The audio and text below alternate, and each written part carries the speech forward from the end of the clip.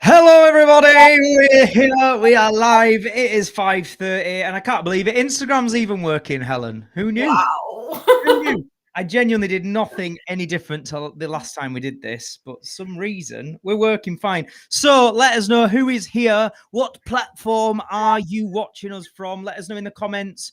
Let us know, how are you today? How is your week starting? I hope it has started well.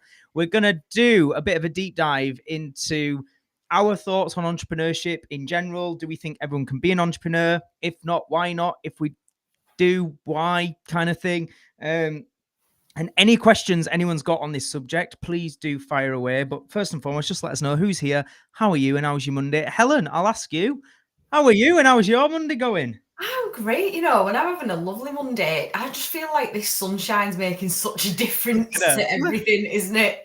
Look at you, you're just vibrating all the positive energy. She's looking amazing. You're literally glowing. Thanks. I've been to yoga this morning and I'm like way zen now. I just feel like, yeah, good vibes for a Monday. Good vibes. I love it. She is way zen. I can't say that I've ever heard that one before, but it's a Helen special. Over on Instagram, I can see Ade. I can see Lynn Cutler. How are you both doing today? We've got Leanne Miller on Facebook. We've got Carol Whiteley. Let me know who's in on TikTok. Let us know who's here. So I think this is an important subject, like a really important one, actually, because I've been doing some one-to-one clients. Hang on, that sounded terrible. Let's start that again. Bloody hell. I've been working with some one-to-one clients today, and it's a bit of a, there's been themes that are aligned with what we're going to talk about this idea of, can everyone really be successful? Can everyone, and should everyone really try and be a business owner and entrepreneurial? Obviously, for those who don't know, I'm an online business strategist. A big thing that I teach people is online business and how to build your online business. But I think it's an important conversation about should I be teaching everybody it? Should everybody be trying to do it and all that kind of stuff? I know you've had a think and got some questions prepared for me. Also, I'll throw it back at you and I'd love to hear some of your thoughts. But do you want to just go into some of those questions and we'll just take them one at a time? And anybody that's watching live, if you've any questions or anything you want to throw into the mix, just stick them in the comments and we'll read them out. So yeah, what have you got for me? Okay, so first one, going straight in, the deep end. Can anybody be one? What's your thoughts on that? Because there's a massive narrative around anybody can, we're always hearing this online, anyone can do it. Everyone's got the same 24 hours in a day, all that stuff. In your opinion, can anybody be a successful entrepreneur? No, I don't think anybody can. I think I love the fact we're doing this chat now because it's important that we have nuance and these kind of conversations are not just black and white. So I think there's many reasons that will determine if somebody is successful or not. I also think it's important, and a really big thing I want to get across today is defining what a successful entrepreneur is.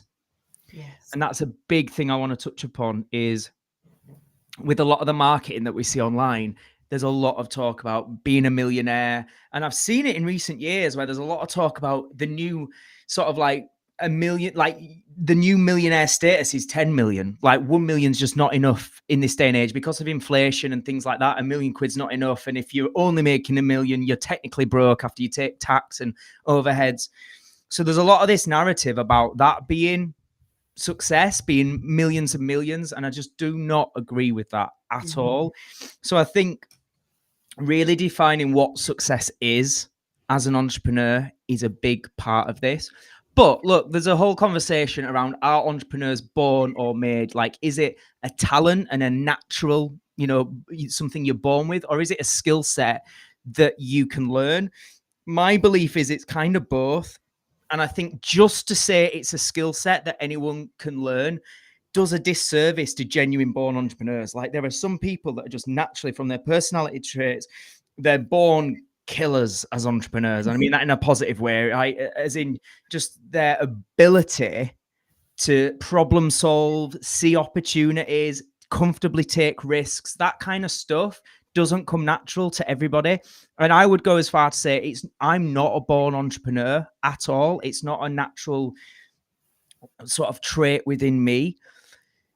But what I do believe, and this is one of the things I was saying to a client today, is if you look at singers or actors or dancers, performers, and you look at that industry, I kind of think you've got 0.000000001% of people in any of those industries that are super famous, successful, multimillionaires, highly in demand. And even then, they might drop off, they go through their phases.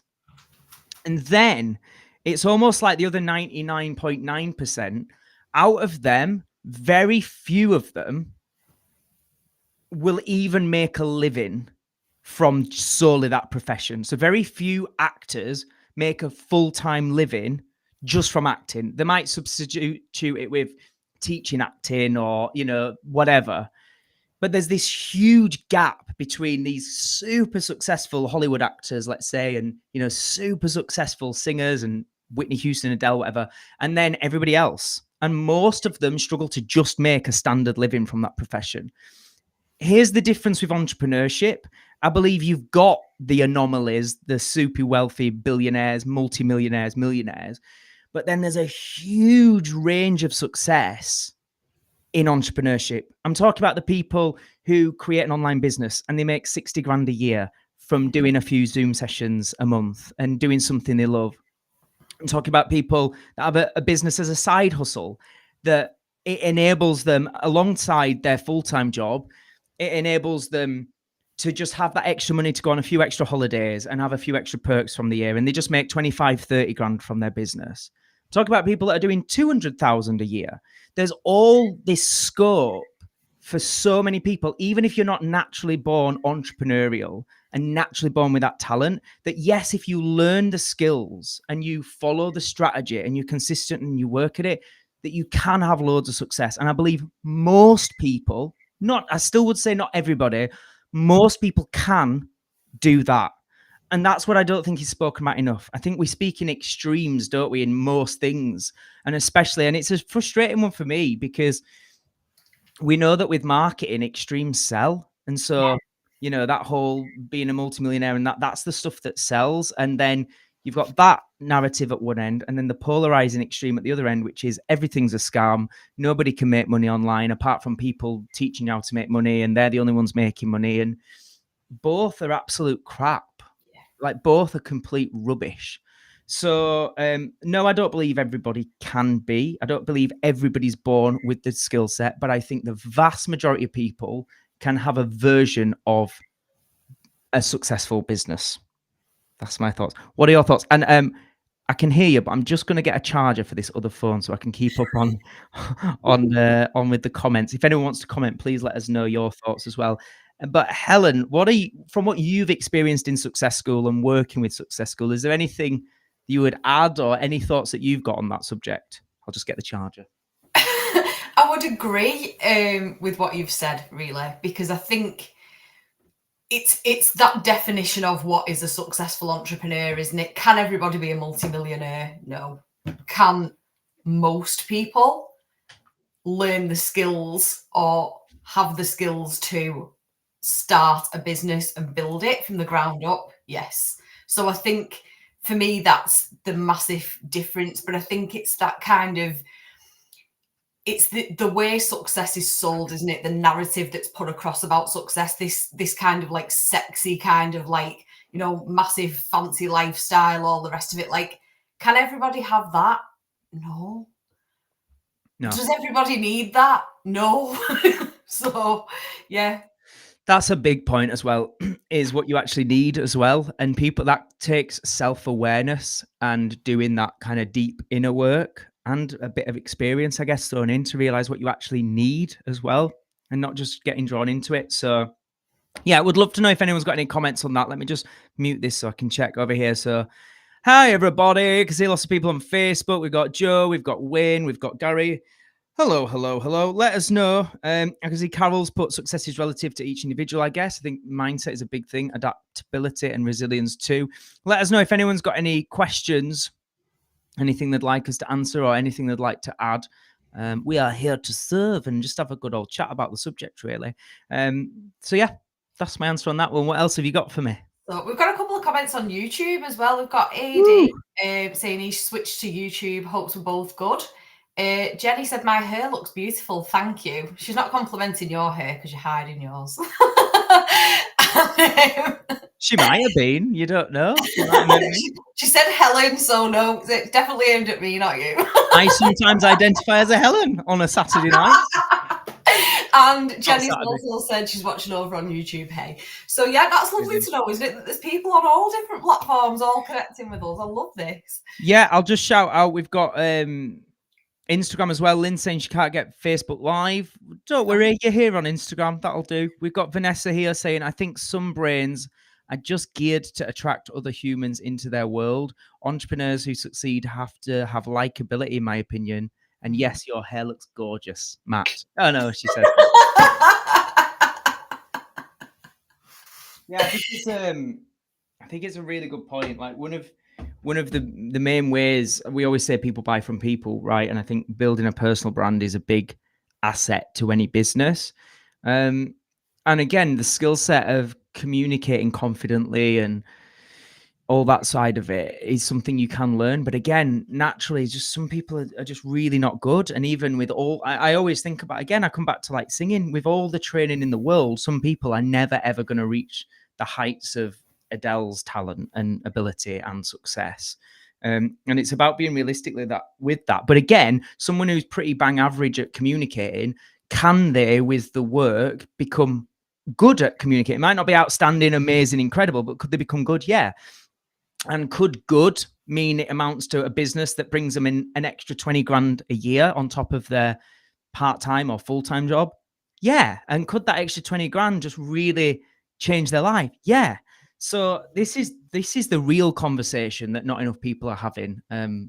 So yeah, I think that's the nuance that gets missed, I guess. Yeah, and I think she made a really good point there about like personality and stuff. And I wouldn't as much say it's personality as like the way you show up, the energy, the vibe. That like I think that can be a massive factor, and I think that's something that thankfully can definitely be changed with a bit of mindset work and stuff, so even if maybe you're not somebody at the start that is somebody that can show up and turn up confidently, because I definitely think she's right in terms of like your vibe attracts your tribe kind of thing. Yeah, but thankfully that is something that can be changed and worked on over time. So I think that's, and we've seen it, right? 100% people that come into our community relatively low self-esteem, limiting beliefs, huge negativity bias, all that kind of stuff.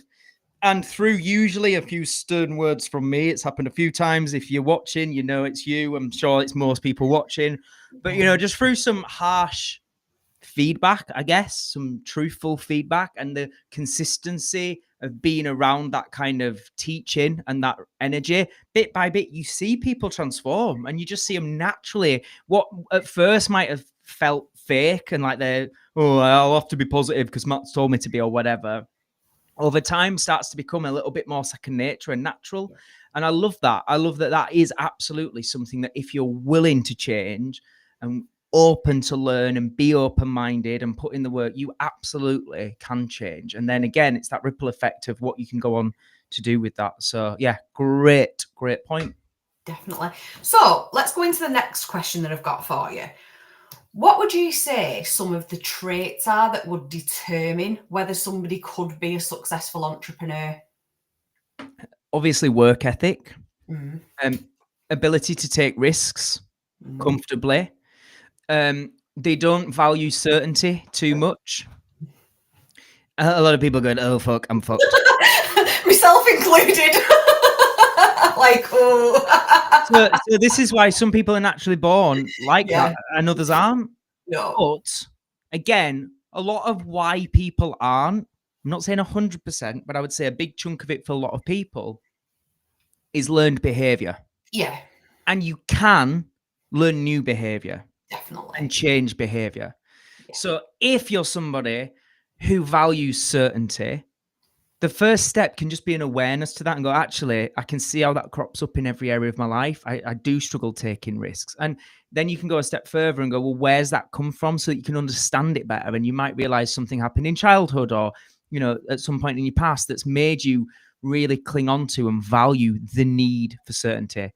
You're smiling, like, is there anything there for you that that comes, like, because maybe you've identified there, actually I can see stuff, right? You know, there's been so much of that for me. That's always been the case for me. And you know that, obviously, you've been my coach, so you know that. But I'm smiling because I also know it's something that can be, again, learned to overcome, all the rest of it. And I think in time and being surrounded by the right people and learning to trust yourself and doing that work on yourself and learning to take risks. And it's interesting because so much of that can come from stuff unrelated to business. But Absolutely. then you can learn to apply that to business. And I think I'm smiling because it resonates so much, because I would have been sat watching this like I'm all of those things. And now, like, although those parts of me are still there, at the end of the day, it's kind of like who you are, but you can learn to manage yourself in a way that it no longer holds you back.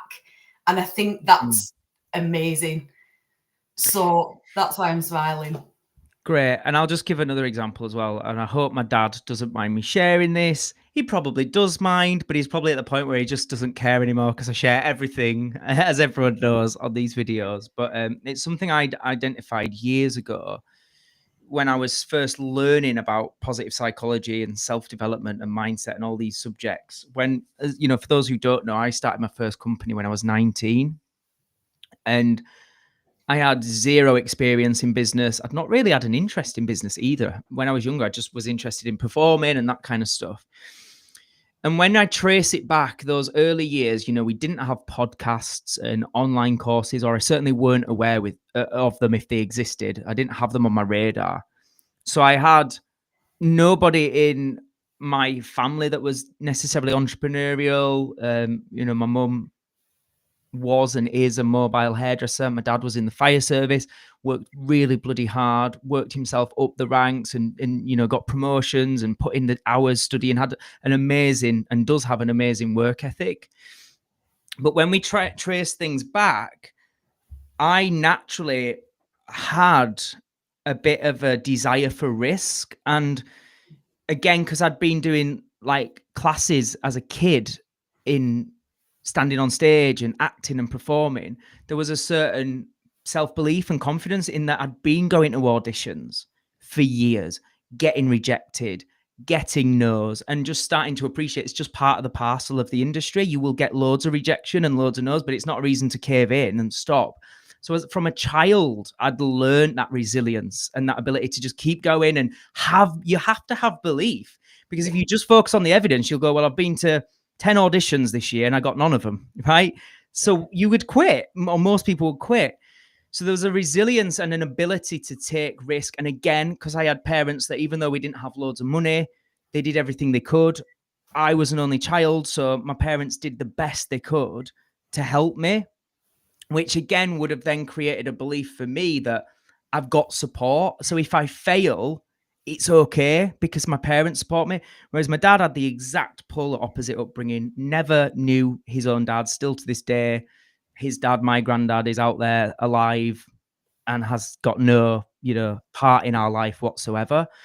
So my dad had the exact opposite, which is no father figure, you know, growing up on a council estate, didn't have the best relationship with his mum, was the eldest brother of three and felt a responsibility to protect them and provide for them.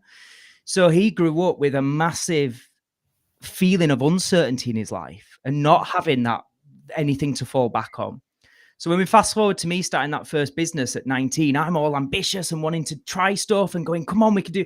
And all I really had, there was no coach, no mentor, no course, no podcast, just had my dad.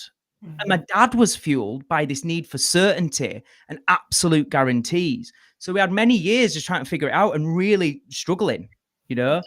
And as we've then delved into it, and as I've learned more about positive psychology and the self-development stuff, which I've been studying now for well over a decade, well over that, it's been an interesting journey for me and my dad to go on, recognizing, hang on, Dad, now this is your limiting beliefs coming in, or this is mine coming in, and having those realizations. But like you say, because my dad works in one of my businesses and he's amazing, And so again, when there's these difficult conversations that come up, or legal conversations and things like that, there's always been, traditionally when we started, a lot of clashing and a lot of basically coming from polar opposites, which in many ways is good as well, right?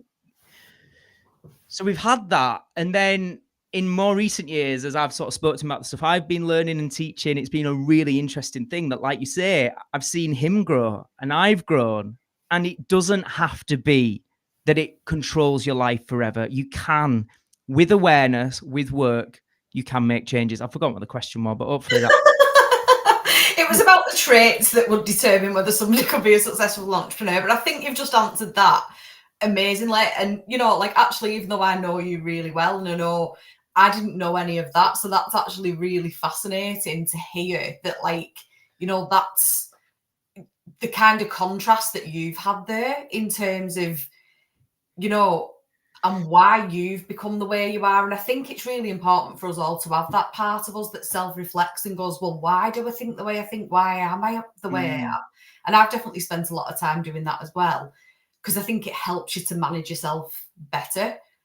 And you've definitely done that. So it's amazing. But like you said, I think in terms of seeing those sort of things that can hold somebody back, but seeing people overcome them and seeing people learn to be able to be like, well, okay, like, it's just because you think that way, it doesn't necessarily mean it's right, does it? You know, and we can sometimes kind of like get around other people that think differently, and it will rub off on us, and it will. Oh, it's huge. It's that whole thing of seeing is believing, and there's truth in that. I think, and again, it's all cliched stuff about who you surround yourself with and all that, but it's so true. Like, it is huge. If you can, because that's what I'm saying. I just had this blind faith and happy to take risks and ambition and willing to put in the work.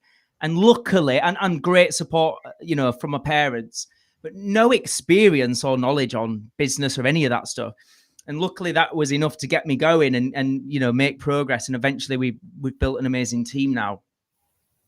But yeah, when I started learning about self-development and then immersing myself in communities and paying for coaches and getting around people that have got experience in that stuff, oh my God, it's so infectious. And the energy, your energy changes.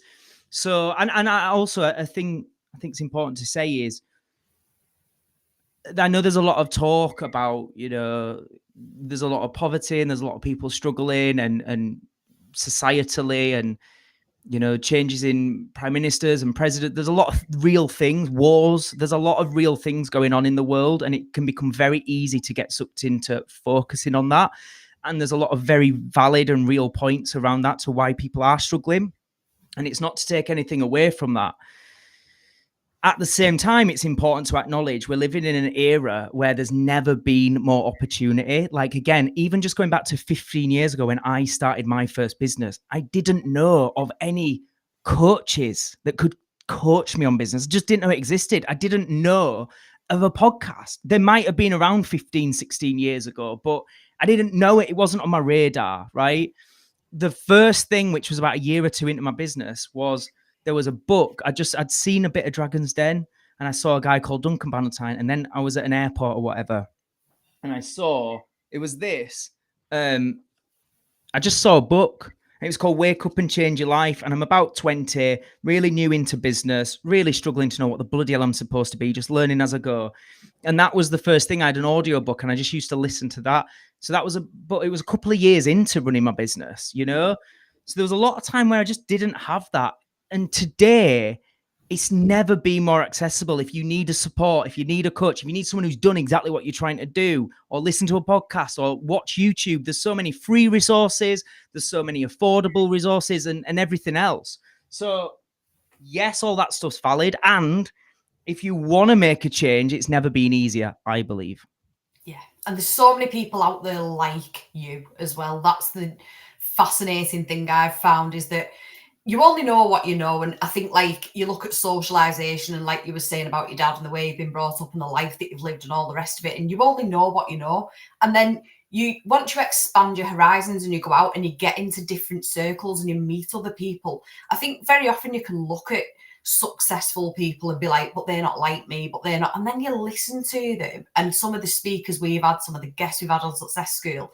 And I've listened to some of them people and been like, wow, like normal people can and do this actually, you know, and that kind of really shifted my perspective. And like also seeing that like none of them have had it handed to them. Oh. None of them. You can sit and think at home like, oh yeah, but it's been easy for them. And then you listen to their story and it's been anything but. And I think that really shifted my perspective. Yeah, and that again is just another great example of getting around these people. And again, it's never been easier. You know, just things like our community. For those who don't know, I run a Success School membership. It's called Success School. It's £19 a month, and every single week we have a Zoom call, don't we? Either where I'm coaching on a subject, or we get a guest expert, or like this week we've got a lady who's an expert on LinkedIn. But just consistently having that Zoom call every single week, where you're learning from somebody who's done or is doing it, whatever that thing is huge in just keeping reinforce and basically providing evidence that you can do this, because there's another person that's done it and he's doing it. And I just think if anyone's watching that struggles with that, audit your circle. And I don't mean cut everybody out and get rid of everybody. I just mean look at how often are you surrounding yourself with people who are doing and have done the things you want to do. And if it's not often, I would say really look at addressing that. Yeah. And it's so lucky, like you said, it's never been easier, because years ago, you'd have been part of your own community. You'd have had the people around you that were around you. You wouldn't have really had much choice in that. Whereas now, like you said, it's not about removing what is already around you. It's like, what can you put in? What can you add in that will bring positive influence and positive change? And it's so accessible to us now, like not just, you know, within our towns or within our cities, within our country, but globally. Like, we've literally got access to people on the other side of the world, and by video calls, by Zooms, things like that, that it genuinely has never been easier to get around the people that you need to be around and want to be around. Just made me think then, I've not told you this yet, but it's probably a stupid idea. But as you know, in business, you learn from doing and you've got to try stuff. But I think it's probably premature. We've probably done this too early. But I just thought, what the hell? Let's waste a bit of money and let's see. We've just started trialing some ads for the upcoming webinar and the course that we're releasing around Europe. We've got a few places, and also a few places in America that we're targeting. So let's see if things come from that. And maybe there's somebody watching now. Let us know if you found my ad and you're here from America or whatever. But we have actually had it, haven't we, already? In the past, we have actually got people that are from Europe, and we have had people in the membership that have been from America as well. Like it's happened organically, actually, already, hasn't it? So yeah, I think it that's will. it. And that's what you're saying there. It's just like, and I often say this to people, just imagine explaining that if you went in a time machine to somebody in 1945, 1948, whatever, and told them what you have access to, that you could have a phone in your hand, you could do a video and you could reach people right now in America or whatever, like, and tell them how hard it is for you to make money. You know, just think there's a lot to be said for thinking about that. I agree. So my next one is, what if people like the idea of it, like the idea of entrepreneurship, but they're not sure it's for them? What would you say to them? I would say the only way you'll truly know is trying it. I have a bit of a saying that I've said to many people, which is learn through doing. And what that ultimately means is gain experience to gain knowledge. Don't just talk about things in theory or read books to gain knowledge. The best experience comes from doing. So I think, and look, this doesn't mean quit your job and burn the bridges and burn the boats, whatever they say, and just go all in on a business. But it does mean give yourself a time frame, come up with a business idea, and be willing to put in some bloody hard work alongside your other commitments for a good, I would say for most people, minimum 1.5 to 2 years, minimum. And I would say, but that's a minimum of 1.5 to 2 years of not getting shiny penny syndrome and doing a bit of this and dipping your toe in a bit, like one business, one idea, work really bloody hard for 2 years, then decide if it's for you or not. And it's kind of one of those answers where there's no way of skirting around it and giving you a nice answer. It's just, that's what it takes. Now, I would say get help and support from people who have done and are doing it. I would say, if you can, invest in coaches like myself and mentors and so on.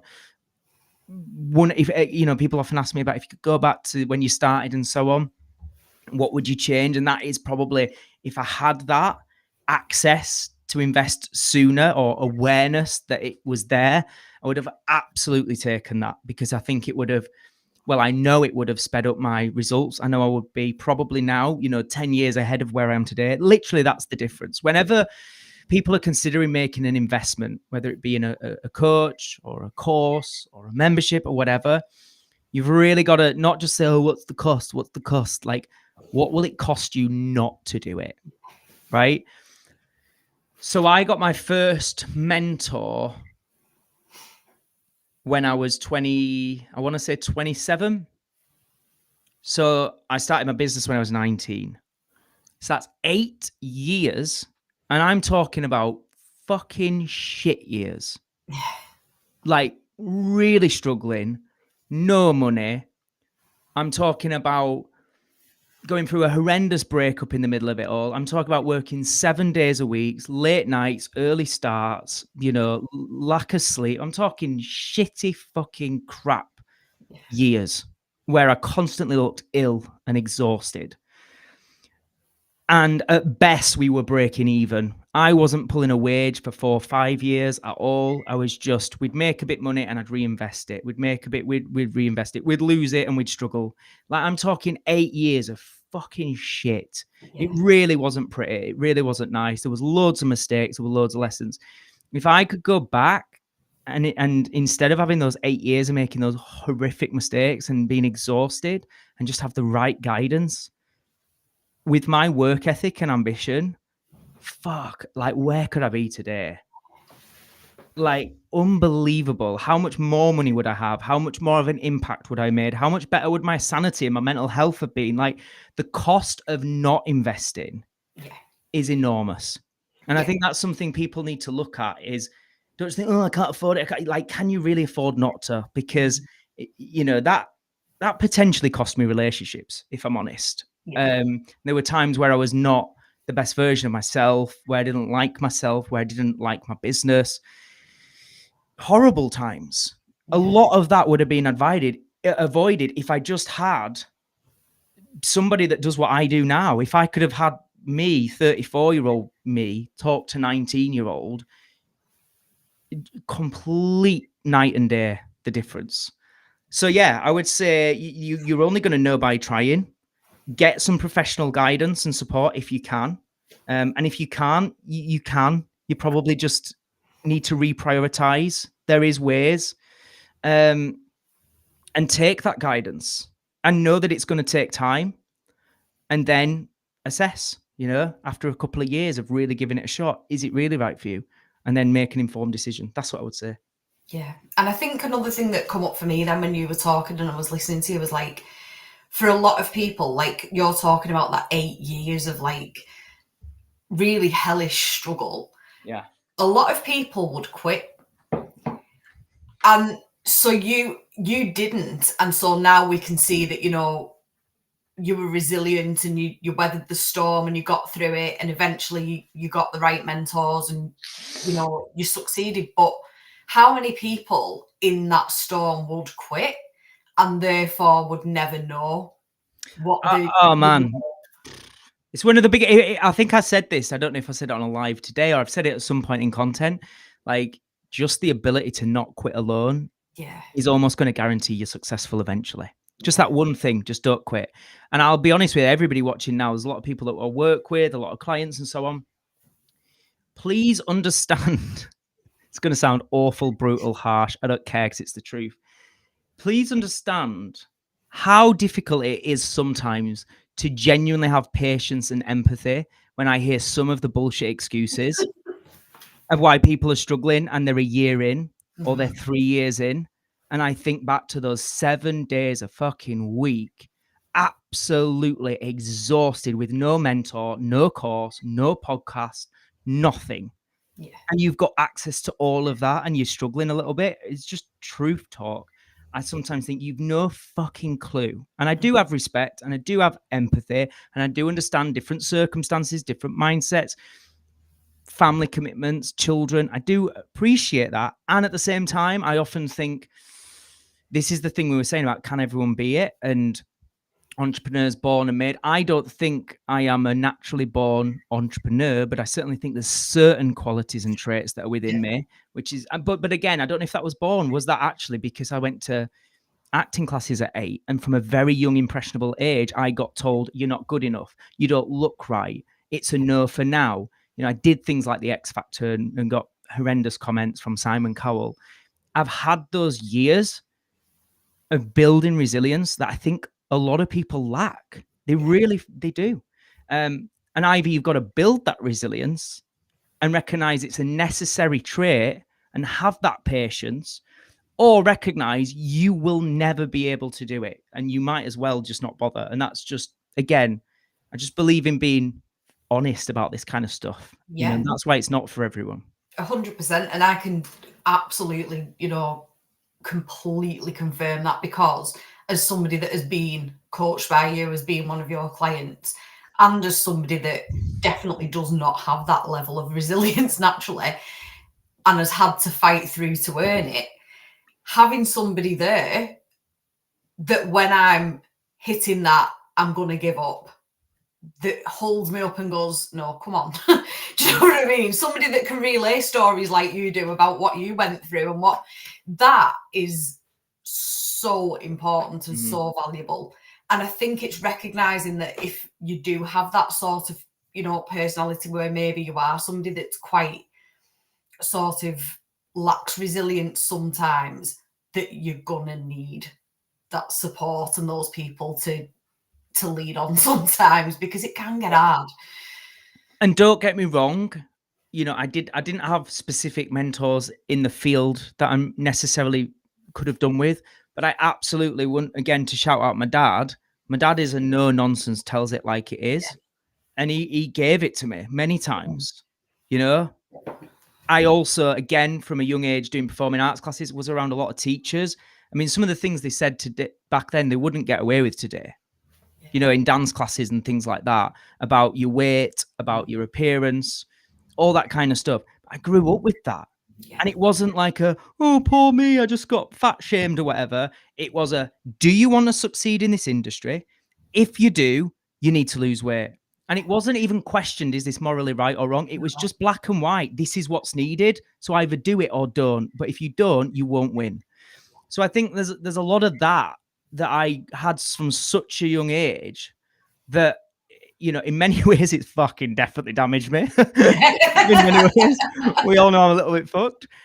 But also in many ways, it's really served me as well. And as a coach, I always skirt around that line and try as best as I can with my understanding, experience, and intuition, to take people close to that edge, because it's where they need to be sometimes, where they really need to be pushed, and they need to be given the truth. So yeah, I didn't have specific mentors, but I did have, like you're describing there, that tough love, that support in my corner, as long as I can remember.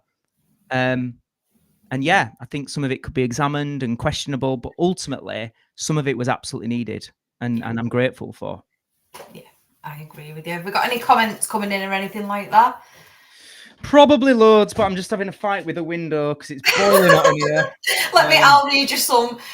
So Joanne Newson has commented on Facebook saying, any tips on how to juggle business versus home life? Matt, your coaching is getting me through my challenging time.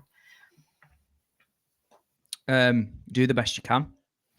Have a positive, proactive, can-do attitude. Focus on what you can control, and you have to, as best as possible, disregard what's out of your control. Give yourself small, manageable targets rather than crazy big ones if you're going through challenges. Acknowledge the small wins along the way. Be proud of those wins and give yourself moments of self-care. And it doesn't need to be a whole day in a spa. It could just be 5 minutes of breath work or mindfulness or meditation or journaling, whatever your thing is that just settles you, brings you back to present, gives you that peace of mind where you're focused again. Make time, even if it's 3 minutes, 5 minutes, to regularly do some of that. And just know that this is a season of your life. Nothing lasts forever. And focus on the positives and the gratitude rather than on the problems and the challenges. All easier said than done. I really respect and appreciate it. However, it's that thing of, if you just do what's easy, your life will never get better. Sometimes you have to do the hard shit to have an easier life long term. So I appreciate it's easier said than done, but that is unfortunately or fortunately the reality of life. You have to do the hard stuff. So hopefully there's a few things in there. Yeah, brilliant. Thank you. That's very, very helpful. I think that's very true. So, right, next one. Let me just do a quick look over here on Instagram. Go on. See, because it's on low battery. This one says, some of the best so this is Lynn. Some of the best speakers we've had have been the most real and most genuine with real struggles that they have overcome. Matt always does say that success leaves clues. Being around the energy is incredible. She also says, I saw my cousins today who run an entertainment agency, actually. However, are very traditional and old school and never heard of a podcast. Wow. Just shows me we've got work to do. After a chat, they have seen how things have evolved. Brilliant. Well done, Lynn. And we've got photo frames. Is that Catherine there, I think? Says, you need the right ingredients, which is help, support, and guidance. Thank you. I know what you mean. Had that. Amazing. Yeah. So thank you for those comments over on Instagram. Well, I'm going to keep pecking your head with more difficult questions for you to answer, because I've got another toughie for you now. Okay. So this narrative of anyone can be a successful entrepreneur. Is there a danger to that narrative? And if so, how do we combat that? Yes, there is a danger. I think it kind of ties in nicely with what we spoke about much earlier in this video, where people are selling the 6 figures in 6 months, or they're multimillionaires going, look at me, my lifestyle, my house, all this stuff. And okay, the 6 figures in 6 months, anything that's fast, I think is a red flag. If they're saying you can do it fast from nothing, I would worry. There is examples where it happens, so it's not an absolute clean cut, definite scam or whatever. But as a general rule, anything that seems quite fast, stay away from. When it comes to people parading their nice lifestyles and so on, it's not that there's anything wrong with that, because they're showing that they've genuinely achieved what they've achieved. Obviously, some are not. Some have rented it and borrowed it for a car for a day or whatever, and they're lying. That's a different thing. But I mean, people who've genuinely done that, I don't think there's anything wrong with them talking about what they've done, showing what's possible. I think where the problem is where everybody thinks, if I work with that person or buy that course or join that person's membership, we all will just guarantee we do that. Yeah. So why I said I think it comes back to what we spoke about earlier, is it's like, okay, this is someone who's had amazing success. There will be an element of timing, of luck, and all these things that are out of our control. But they do have maybe the traits, the strategy, the ingredients to build success. So you can still learn from them. And it comes to what I was saying about, but your version of success might be you do £50,000 a year from a membership that you put together. They might do 6 million. But if you're currently on 20 grand a year, working full time and hating your job, and alongside it, you can learn from this person and build on a business that in 2 years from now does you an additional 50,000 from doing a few Zoom sessions, that's a success. The problem is where people's expectations are not aligned, and they think, I just need to pay this couple of grand and I'll be a millionaire. Most of you won't. Like 99% of you that pay that few thousand will not be a millionaire. But if you have the right mindset, attitude, and a more realistic approach, could most of you do 50 grand a year? 100% yeah. Yes. Does that sound good? And if it does, go for it. So the narrative becomes dangerous when the perception is, I do the course, I become the millionaire. Yeah. it's perfectly fine if we're having conversations like this and there's an awareness that you most likely will not. But would an extra 50 grand a year with work, with time, sound good? And if it does, then brilliant. Invest that couple of grand for a 50 grand a year return, right? So that's where I think we as online coaches and content creators and so on, it's a balancing act and it's a challenge. Because as we know in sales, you need to sell what people want and then you have to deliver what they need. And that's an old school thing that's always been taught. And it's true because people want the 6-pack in 6 weeks and they wouldn't pay you unless a lot of people, unless they believe that's what they're going to get. And they pay it, you can then educate them and give them a healthier, realistic approach. But they'd have never paid you to get that good advice. If you sold, it's going to take you 2 years. And this is where it's a really difficult moral dilemma when it comes to Matt. Because actually, if I can get you to pay the money, I can then give you what you need. But if I sell you what you need, you won't pay the money and you'll never move forward. So what's moral? And it's just a tough one. So I think it's just about creating content like this. It's just about, as best as we can, making people aware. And also for the consumer/client, take the time to consume long form content like this. Listen to hour-long podcasts with the person you're thinking of investing with. Watch their 10, 15-minute YouTubes. Don't just listen to their 30-second TikTok reel, because that's generally going to be more clickbaity and not necessarily the full package. So yeah, I do think it could be dangerous, and I don't think it's an easy fix, but I think collectively, the content creator and the content consumer, if we can both work around what I've just said there, we'll hopefully get a bit closer. Yeah. And I think as a consumer as well, like, you massively respect that. You know, I would much rather somebody, like you said, they do have to catch your eye and they do have to kind of pique your interest and give you the aspirational kind of like ideas. But then at the same time, I think I would respect somebody, or I'd be more likely to pay somebody far more that give me the reality as well and said, you know, like, for example, you've just used the 6-pack in 6 weeks thing. For somebody to say to me, you're not going to have a 6-pack, it's not going to happen, because I deep down inside I already know that. Right. You know what I mean? Like, deep down inside, I think most of us already know that we're probably not going to make 5 million in the next 6 months. Do you know what I mean? So it's like, really, when you're buying into that narrative, you're not fully invested anyway. You're not fully bought into it, because that part of you still goes, too good to be true. Yeah, it's a difficult one. It's a difficult one because I do think some people do get sucked up and believe it can happen. And they're desperate and they just want this to be the answer. And there's a great phrase in Stephen Bartlett's book, which is the slow way is the fast way. Yeah. And I just think if I can get that message out there a bit more, like, it's not easy, but have patience, take your time, stop needing the overnight success and the quick wins, and just learn. And I still struggle with it, and I've always struggled with it, but I'm much better at it now. Learn to just enjoy and embrace the process and just take your time. And if we can get that message out there, still, you know, 99% of people will never be millionaires.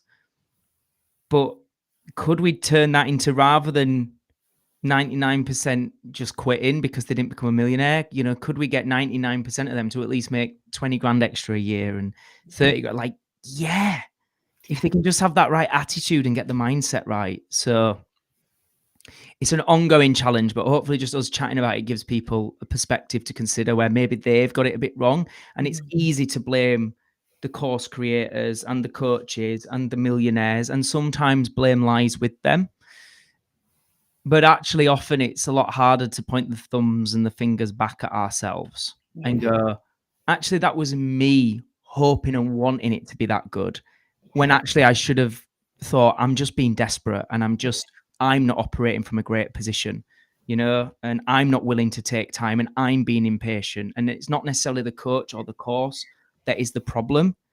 It's maybe my attitude and approach to the coach and the course that has set me up for failure from the off.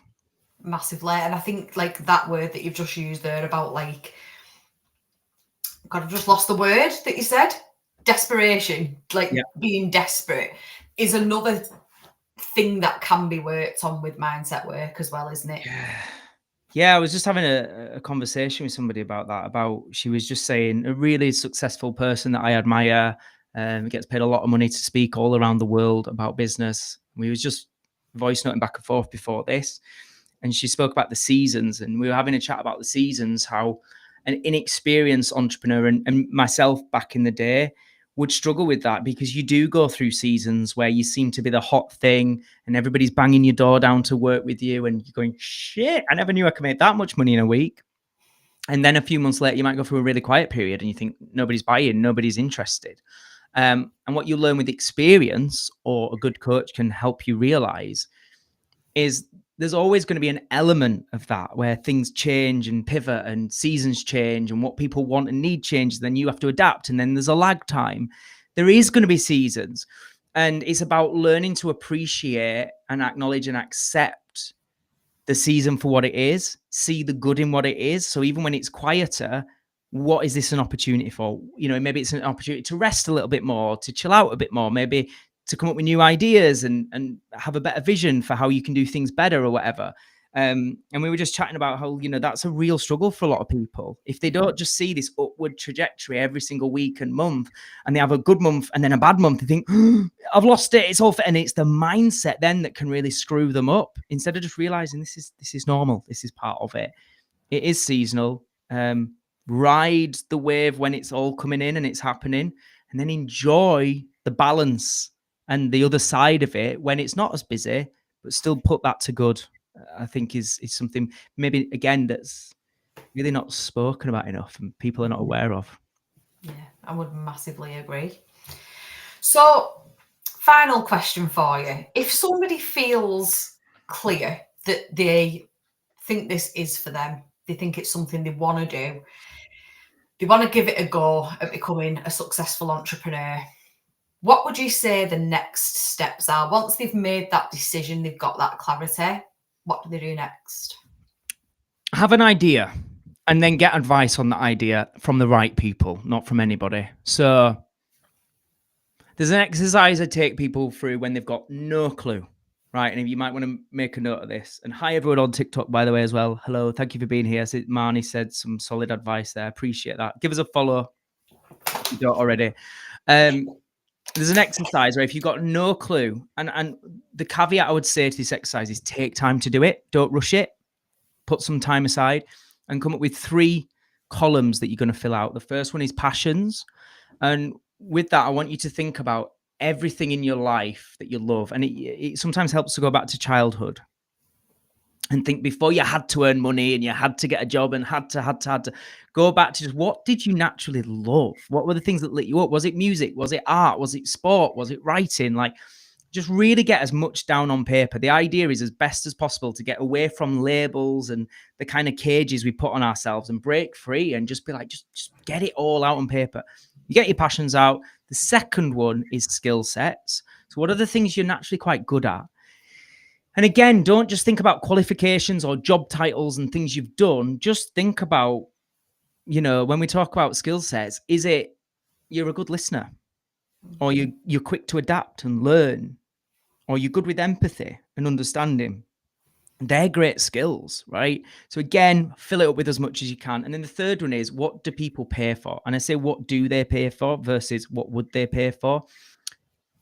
There's this misconception, I think, where people think, oh my God, I've come up with an idea. Nobody's doing it. Like it's this new thing. And I'm just like, hang on, take a minute, right? There's probably a fucking reason nobody's doing it. And what I mean by that is we all are trying to be the next big thing and come up with something nobody's done before. Again, coming back to this realistic approach we were speaking about most of you won't be millionaires. Most of you will not be the next Steve Jobs or insert whatever innovator or whatever you want. Most of you just absolutely are not going to be, including myself. Like, we're just not. So when we talk about path of least resistance and like a sensible approach, you're better to, because this is the opposite of what people do. They go, I need to come up with something completely unique and that nobody else is doing. Otherwise, they feel like, oh, nobody will pay for it. And what they do instead is they go, yeah, but everybody's doing that. Well, I'm like, good. Because not everybody's doing that. But it shows if there's loads of people doing it, there's a need for it. People will pay for it. So, you know, there's plenty of barbers. Does that mean you can't be a successful barber? There's plenty of personal trainers in every single gym around you. Does that mean there's no work for personal trainers? Like, it's bollocks. So I'd say go the other way. What's a tried and tested service that people absolutely pay for? And when you get those three, you just kind of piece them together and go, what's the one that speaks to me the most? That I'm like, I think that could be my thing. So you look at your passions, your skills, what people pay for, put them together and just get a few ideas. Then get clear on who's your target audience, which I won't go into loads of depth, but you need to get clear on who is the people you're going to speak to. And I think with that, you need to go to a really specific ideal client avatar. You need to niche it down. This is all stuff I teach and I don't want to bore people, but it's really important work. Like, you have to do this work. Then when you've got that, you want to speak to that target audience. You want to maybe get a coach that is a professional like myself, and you want to air that idea with the right people. Again, the next mistake that most people make is they ask, the guy in the chip shop down the road, or they ask their parents or their friends. They're not their target audience, and they're not a professional coach that's experienced in helping people with businesses. So they're not the best people to give you advice on if they think it's good or bad or indifferent or whatever. So I'd say that's the next thing, is get a little bit of advice from the right people and do a bit of market research, something I teach called a SWOT analysis and a PESTLE analysis. Have a Google. I didn't make them up. They've been around for years. That's something that can be useful. But I think actually the main thing I would say is don't spend too long on all that shit. You need to do that shit. You need to put a bit of time into that shit. But then what most people do is spend 6 months going back and forth and back and forth. And is it this? Is it that? Have I spoken to enough people? Stop. My motto that you've all heard me say a million times is learn from doing, learn from experience. The best feedback is not going to be asking someone's opinion or approval. It's going to be doing it. Get it out there, get to work and then evaluate as you go. So I think that's another big piece. I hope everybody knows already. If you don't know already, I'm doing a totally free webinar on this exact subject. So an obvious thing to do, if you haven't already, is make sure you bloody well sign up to that. If anybody wants the link so they can sign up, it's totally free, won't cost you a penny. Just DM me the word privately, just DM the word masterclass. If you want me to send you that link now, as soon as we finish this live, DM me the word masterclass. It's completely free. And I always openly say that once a year, I open the doors on my main program, which is both an online course and 18 months of live support, where we do live coaching sessions every month. It's a program called Online Business Mastery. I only open the doors once a year.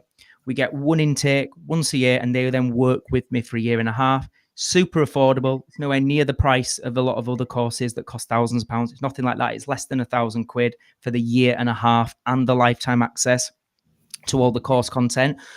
But I openly say I will on the night be opening the doors, and there'll be a short space of time where we open the cart and then we close the cart. Those who are in, we'll get to work. Those who are out, you've missed out for a year. So I just want to say, openly, I will be opening those doors. I'm excited to do that. I'm excited to work with you if you want to work with me.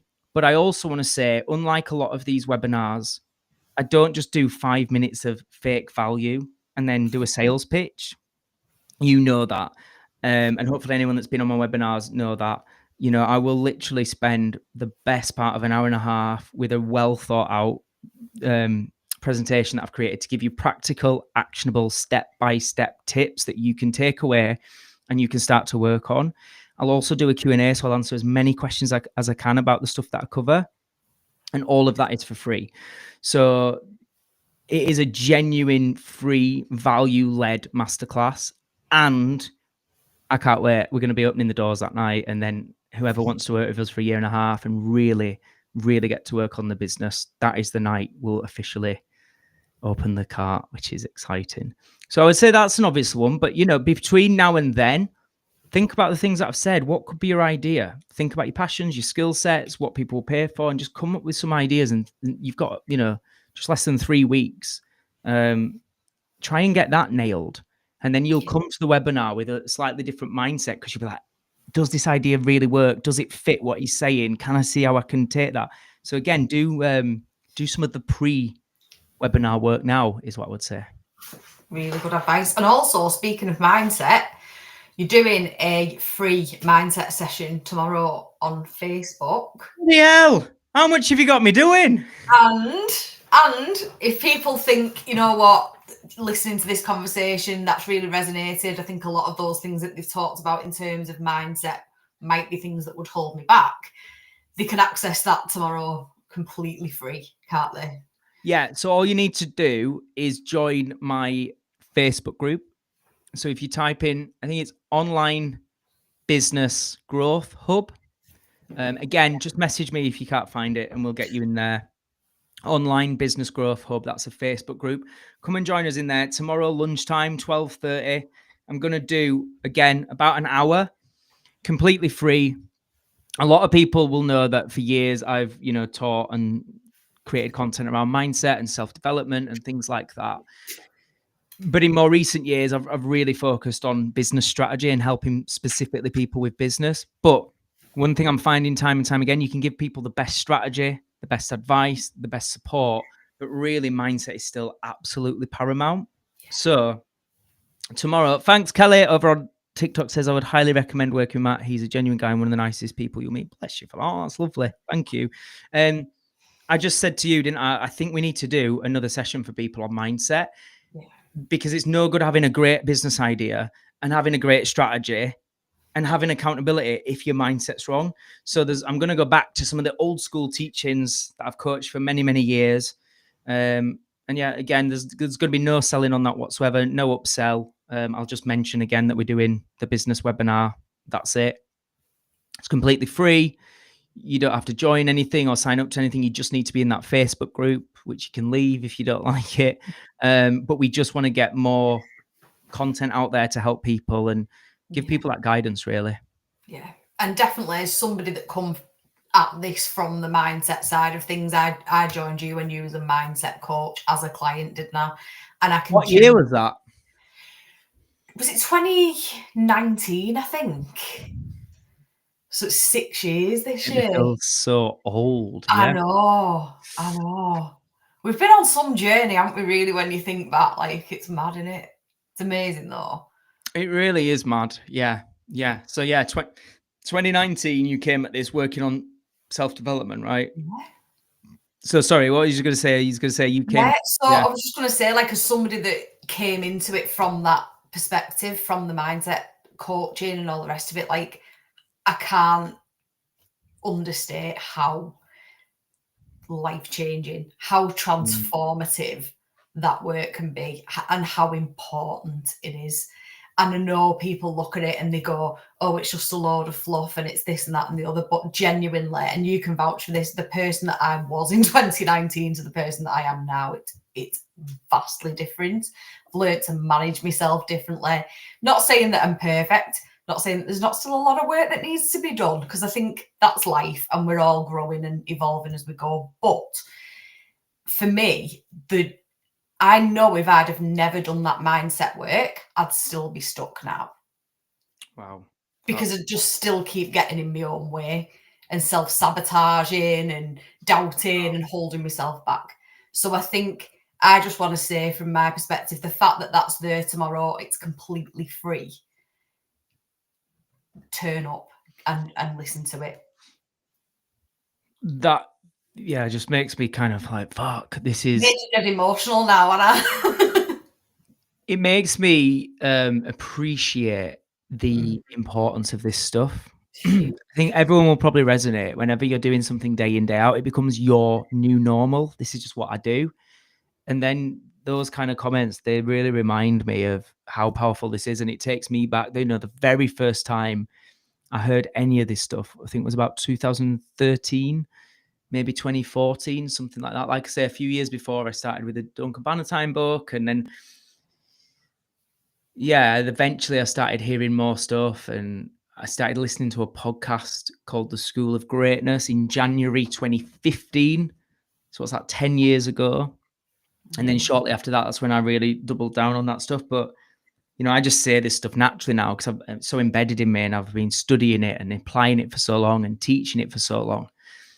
But then I think, yeah, all that stuff I spoke about earlier about those horrible, shitty years building my business and being completely lost, and all I had was work ethic and a loving family. None of the stuff I have now, none of the tools and the awareness and the understanding. And it really reminds me, like you just said there, like about where you'd be now had you not have, like, same. I was in a dark place for a while. Yeah. So yeah, it just reiterates to me the importance of this and how it's important. We do shout about this from the rooftops. We do encourage people, get involved. If there's something there for free, turn up, have a good attitude, that you're open-minded, that you want to learn, that you want to improve, you want to engage, you want to ask questions. If there's an opportunity to do something that's an investment and that's a paid opportunity, weigh it up. Think about what it'll cost you not to do it. Can you make this work? Is it worth it? And don't just have that cynical turn your nose up that everything's out to get you and scam you and that kind of stuff. That's exactly it, because genuinely, I remember back then in 2019, I joined a free Facebook group with you when it was back then, and you was like, you just started the podcast. It was a free Facebook group. Everybody has that side of them, don't they, that's going like, oh, is this going to be, we're going to get roped into a scam? Is this going to be this? Is this going to be that? But at the end of the day, wow, I'm a firm believer that, like, the universe opens doors for you, but you've got to step through them. Yeah. You've got to step through them, and the opportunities, sure. And I think the difference is, like, it's the people that have the opportunity to go to a free coaching session and turn up, and the people that have the opportunity to go to a free coaching session and don't. And that's literally all it's come down to, is every time the opportunities have arisen with me, I've stepped through the door. Same. That's literally it. Step through the door scared, step through the door uncertain, step through the door confused, but step through the door and just kept taking the next step. And that's literally all it's been. So powerful. And we see the stats, and no dissimilar to anybody else that coaches or teaches or whatever. Loads of people sign up for shit, and the numbers dwindle massively. Like, for example, when I've done 5-day challenges in the past and things like that, I know, like, from the level at which I ran those, which I ran for 5-6 years, whatever, I always knew we'd get about just short of 1,000 people sign up. Then we'd get 500-600 actually join the Facebook group. Immediately you've halved people just to join a bloody Facebook group, right? Then on the first night, you might get about 150 people show up. Second night, 90.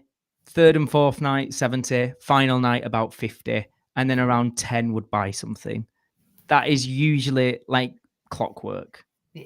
But you need to get that 1,000 signups to get those 10 sales, because of the amount of people that just won't. Only 50 show up to the end, and some of those 50 are already buying from you, so they're not going to buy anyway. So actually, out of the new people that come into your circle when you do something like that, you're talking about, I don't know, 20 people that are new that stay till the end, and then maybe 50% of them buy, which is actually pretty good. But that's just a big part of it is people's inability to see stuff through, even when it was free. And then what I used to sell on that last night was my membership, which is less than 20 quid a month. It wasn't like anything super expensive. It was super affordable for pretty much everybody. You still would only get 10 to 12 people.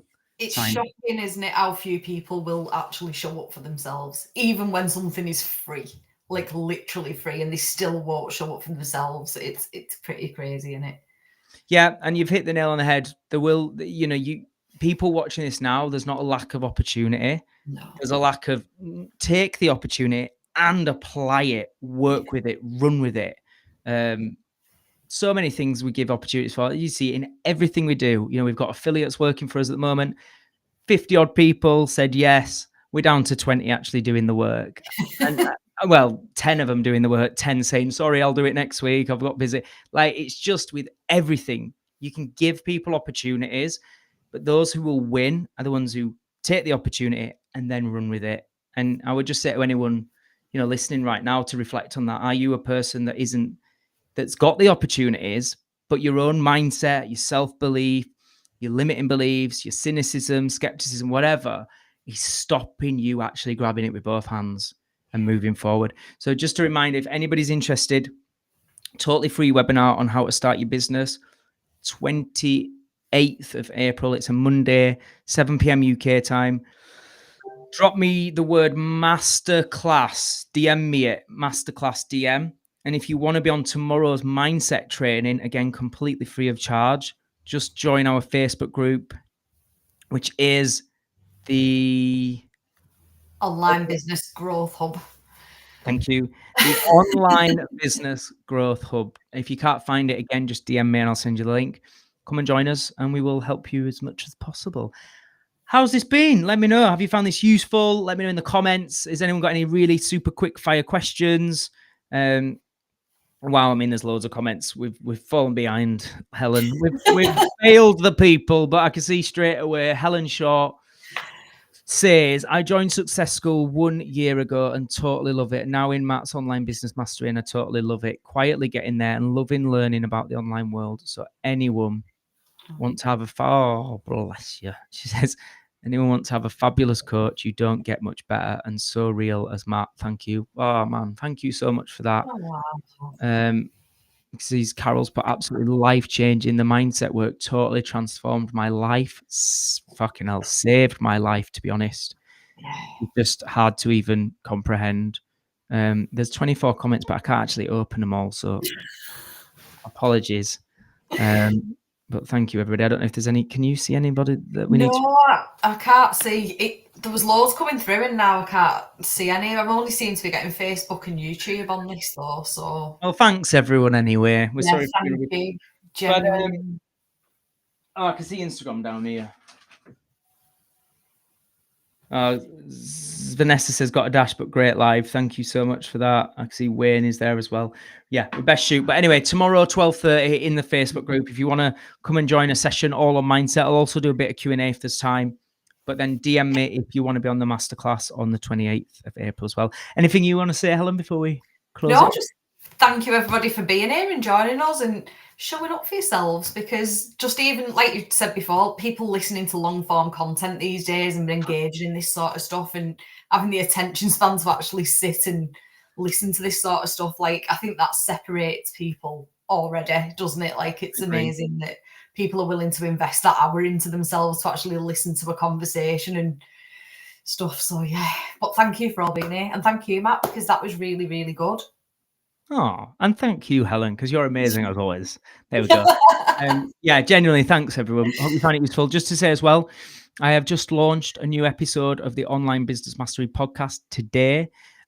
This is perfect if you're in the phase of creating content and want to build your social media platform and things like that. If you're interested in that, the podcast is on Apple and Spotify. Type in Online Business Mastery Matt Hall, again on Apple or Spotify, and the latest episode is called Stop Trying to Go Viral. Have a listen. I hope it will help. And I'll see you all tomorrow at 12:30 for some mindset coaching. Thanks, everybody. Cheers, Helen. We'll see you tomorrow. See ya.